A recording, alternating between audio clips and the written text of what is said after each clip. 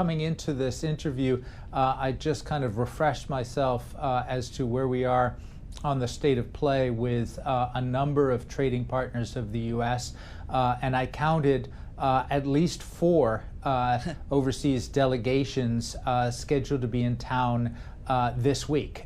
You've got the Europeans, as you mentioned. The Taiwanese said their trade negotiating team is going to be in Washington this week. The Koreans said their negotiator is coming. And just before the election in Japan, the chief trade negotiator, Akazawa, said he was planning to come through. So there's a lot of different teams cycling through. No clarity on how close we are to a deal. We've got the August 1st deadline coming up.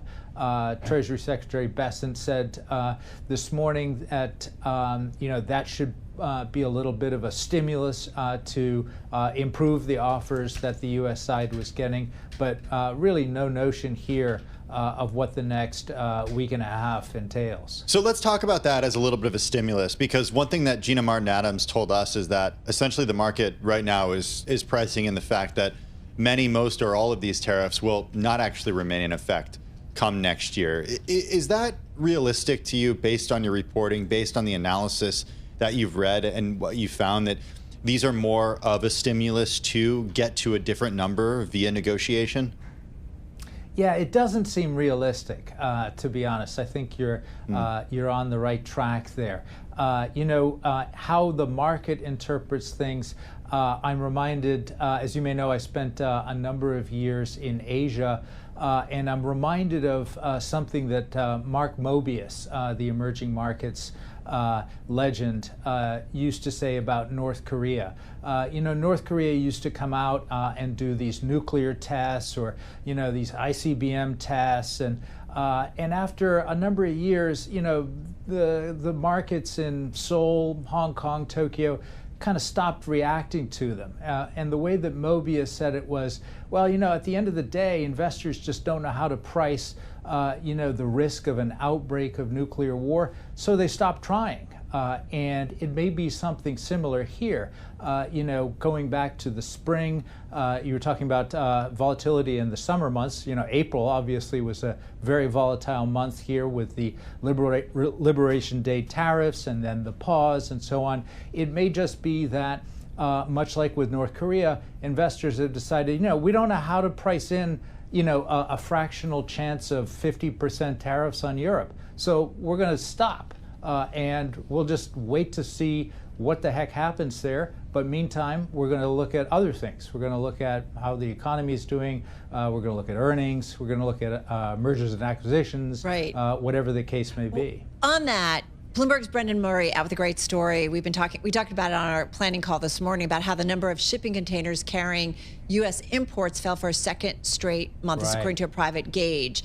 So this is basically putting that economic indicator on course for one of the sharpest year-on-year reversals on record because of the disruption from President Trump's tariffs. A number like this, perhaps not surprising considering what's going on.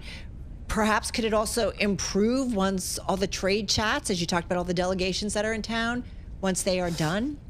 Yeah, again, we're already at, according to the Yale Budget Lab, the highest effective U.S. tariff rate right now, not the threatened ones, but the ones in place right now are at the highest since 1910. And I think what you're seeing there in that, decline in container shipping volumes is not just some give back from the pulled forward demand from earlier this year on the part of importers, but the real impact of high tariffs that don't seem to be going down for the duration.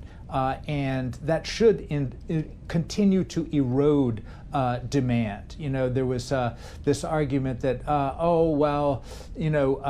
companies have fat margins and they can eat the tariffs. Well, there's a Bloomberg economics analysis piece out today showing that the margins on the part of Chinese manufacturers just is not sufficient to absorb the level of tariffs that are in place right now, not the threatened ones, but right now. So it's hard to imagine that there isn't going to be, as time goes on, a significant materialization of higher inflation and slower growth, just as the economists predicted at the beginning of the year. But Chris, just in 30 seconds, why hasn't that happened yet? Well, it may be that some of the companies indeed have eaten the tariffs for now, but their wherewithal to keep doing that is going to be wearing thin. And consumers, when they see those prices rise, are going to be making different choices in terms of their spending packages going forward.